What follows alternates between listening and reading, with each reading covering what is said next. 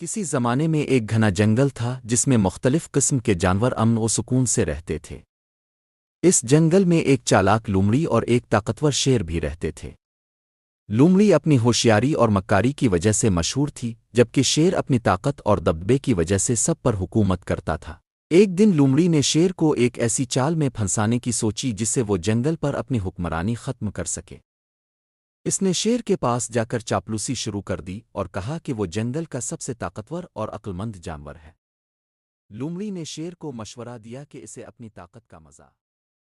شیر لومڑی کی باتوں میں آ گیا اور اس نے اس جگہ پر جانے کا فیصلہ کیا۔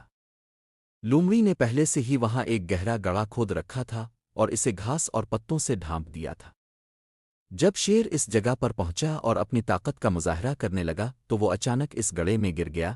شیر گڑھے سے نکلنے کی بہت کوشش کرتا رہا لیکن وہ ناکام رہا۔